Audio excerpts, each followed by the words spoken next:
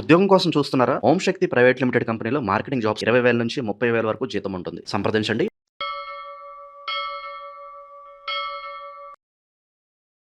అందరికీ నమస్కారం. ప్రస్తుతం మనతో పాటు ఉన్నారు ప్రముఖ తంత్ర జ్యోతిష్యులు, జ్యోతిష్య రత్న, జ్యోతిష్య సామ్రాట్ డాక్టర్ చింత రుక్మందర్రావు గారు. గురుగారితో మాట్లాడదాం. నమస్కారం గురుగారు. మాతృదేవోభవ, పితృదేవోభవ, ఆచార్య దేవోభవ. ఓం నమో మాందేశ్వరాయ నమః. అందరూ బాగుండాలి, అందరికీ మంచి జరగాలి. గురుగారు, ఆగస్టు మాసంలో కుంభరాశి వారికి ఎలా ఉండబోతుందంటారు? ఎలాంటి జాగ్రత్తలు తీసుకోవచ్చు అంటారు? ఆర్థిక పరంగా, ఆరోగ్యపరంగా ఈ మాసం వీరి గ్రహ గోచారం ఏంటంటారు? అలాగే ఈ మాసంలో చంద్రగ్రహణం, సూర్యగ్రహణం ఏర్పడబోతున్నాయి కాబట్టి వాటి ప్రభావం కూడా ఈ కుంభరాశిపై ఎలా ఉంటుందంటారు?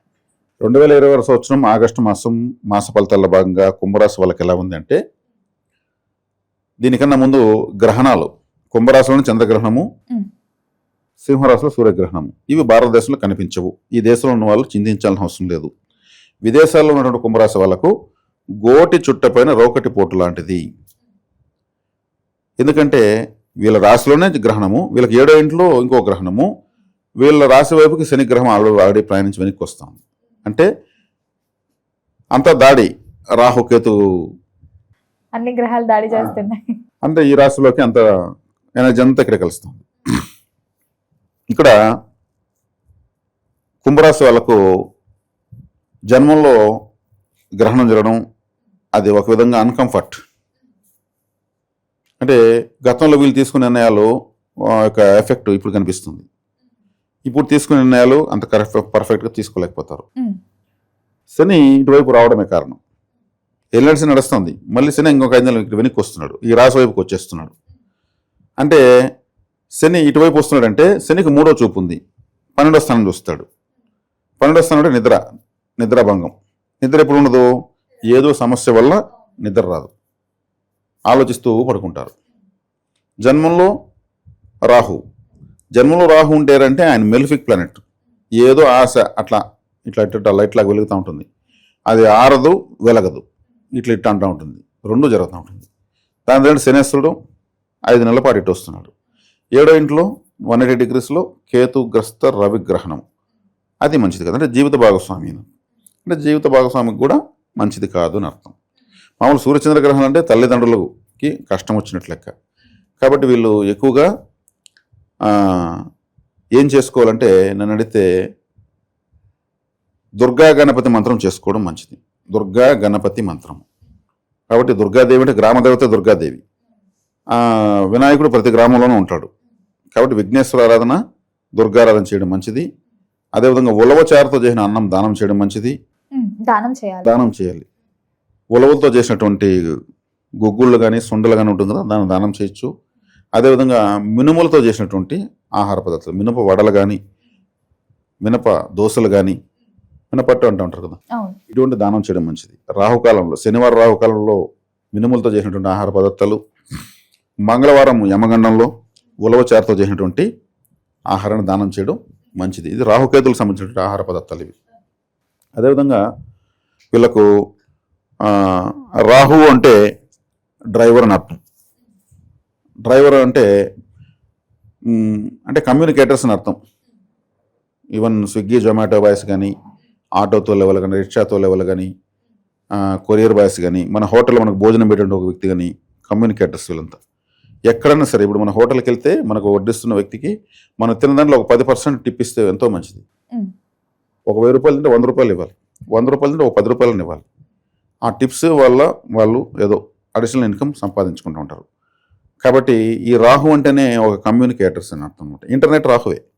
ఈ రాహువే లగ్నంలో ఉంటూ, రాశిలో ఉంటూ, గ్రహణం చంద్రగ్రహణం వస్తూ, చంద్రుడు మనసుకు సంబంధించిన వాడు, 7లో కేతు ఉంటూ, అక్కడ సూర్యగ్రహణము. కాబట్టి కేతు అంటే పూర్తిగా ఆటంకాలు, విఘ్నాలు. ఆటంకం అంటే విఘ్నం అని అర్థం. అందుకే విఘ్నేశ్వరుని ఆరాధిస్తే కేతు అనుకూలిస్తాడు, దుర్గాదేవిని ఆరాధిస్తే రాహు అనుకూలిస్తాడు. ఈ దుర్గా గణపతి మంత్రం చదువుకోవడం రాహుకేతుల యొక్క ప్రభావం తగ్గుతుంది. ఈ మాసమంతా కాలభైరవ ఆరాధన చేసుకోవడం మంచిది. కాలభైరవ ఆరాధన ఎందుకు చేయాలంటే శనేశ్వరుడు కంట్రోల్ అవుతాడు. కాలభైరవ చదువుకోవడం, వీధి కుక్కలకు ఫుడ్ పెట్టడం. ఇదే వడలు కాశీకి వెళ్ళి వస్తే ఎవరన్నా వడలు మాల చేసి, బుద్ధి వడల మాల కుక్కకు మెళ్ళ వేస్తారు ఆ గ్రామంలో, కాలభైరవుడికి సమర్పించినట్టు. అలా కుక్కలకు బుద్ధి వడలు పెట్టచ్చు శనివారం రాహుకాలంలో. ఇవన్నీ ఖచ్చితంగా చేసుకోవాలి పరిహారాలు. వీళ్ళు చాలా రోజులుగా టెస్ట్ మ్యాచ్ ఆడుతూనే ఉన్నారు ఈ ఏలియన్స్ని ప్రభావం వల్ల. ఇది మళ్ళీ ఆయన వెనక్కి వస్తున్నాడు. ఆ సంవత్సరంలో 5 నెలలు ఆయన వెనక్కి వస్తాడు, ప్రతి సంవత్సరం 5 నెలలు వెనక్కి వస్తాడు. కాబట్టి ఇప్పుడు నేను చెప్పిన పరిహారాలు కొంచెం స్ట్రిక్ట్గా చేసుకుంటే మంచిది. జాతకంలో శుభగ్రహ దశలు జరుగుతున్న వాళ్ళకైతే ఇవన్నీ పెద్దగా ప్రభావం చూపించవు. సాధ్యమైనంత వరకు అందరికీ శుభగ్రహ దశలే జరుగుతూ ఉండవు కదా. అవును. కాబట్టి కుంభరాశి వాళ్ళకు ఎప్పుడు వీళ్ళు ఎవరికి చెప్పకుండా ఏదో కొన్ని ఘనకార్యాలు చేయాలనేసి నష్టపోతూ ఉంటారు. ఏదో పెట్టుబడులు పెట్టి సంపాదించాలని, సీక్రెట్ డాక్యుమెంట్స్, సీక్రెట్ రహస్య ఆస్తులు సంపాదించి పెట్టేసి పోయే వాళ్ళంతా కుంభరాశి వాళ్ళే. ఆయన చనిపోయిన తర్వాత ఆయన ఆస్తులు బయటపడుతూ ఉంటాయి. ఇది ఎప్పుడు సంపాదించడం ఎవరికి తెలియదు, బతుకుండా ఎవరు చెప్పండు. కంపల్సరీ సీక్రెట్ మెయింటైన్ చేస్తారు. సీక్రెట్ అంటేనే కుంభం, కుంభం అంటేనే సీక్రెట్. కాబట్టి అలా ఇప్పుడు ఏలాల్సిన ప్రభావం వల్ల ఎంతో నష్టపోయి ఉంటారు వీళ్ళు, ఎవరికి చెప్పుకోలేక.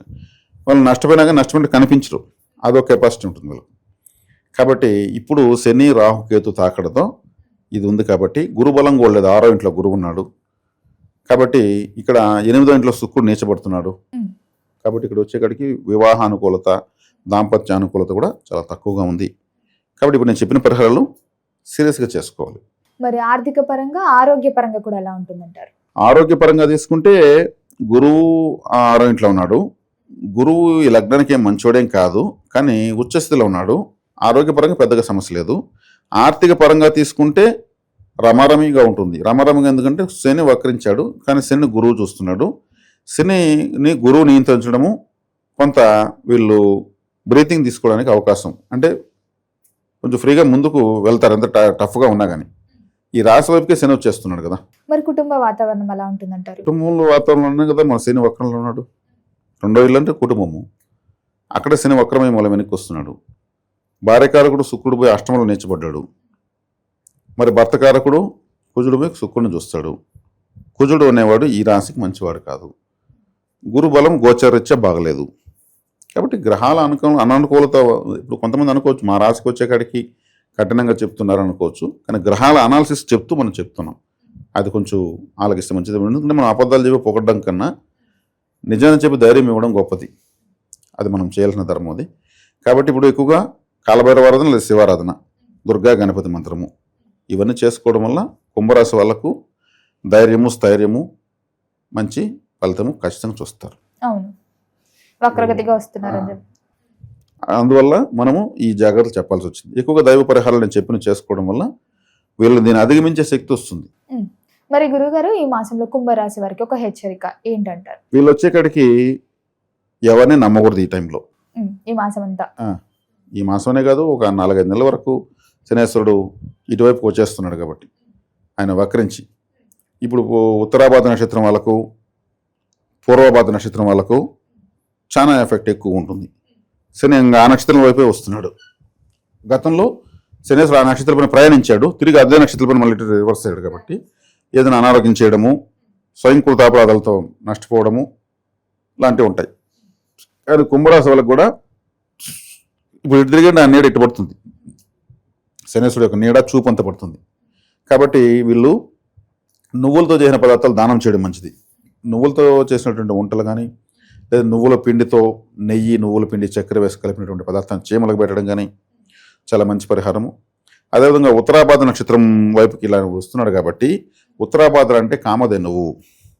కామధేను అంటే గోశాలకు వెళ్ళి చక్కగా పశుగ్రాసాన్ని సమర్పించడం మంచిది. శనివారం మంచిది. అదేవిధంగా చెప్పులు కుట్టేటువంటి వాళ్ళు కార్మికులు ఉంటారు, వాళ్ళకి ఏదైనా సహాయం చేయడం మంచిది. అదేవిధంగా గోశాలకు కానీ, హాస్పిటల్స్కి కానీ, ఆలయాలకు కానీ చీపురు కట్టలు, మాప్ స్టిక్స్, ఫ్లోర్ క్లీనర్స్, అంటే ఆలయాలు, హాస్పిటల్స్ శుభ్రమయ్యేటువంటి వస్తువులు తీసి ఇవ్వడం మంచిది. అవన్నీ శుభ్రత అంటేనే ఒక శానిటైజింగ్ అంటేనే శనేశ్వరుడు. అందుకే చీపురు కట్ట ఆయన ఆయుధం, మనుషుల జీవితాలు ఊడుస్తాడు కదా. కాబట్టి అవన్నీ ఆలయాలకు తీసి ఇవ్వడం చాలా మంచిది.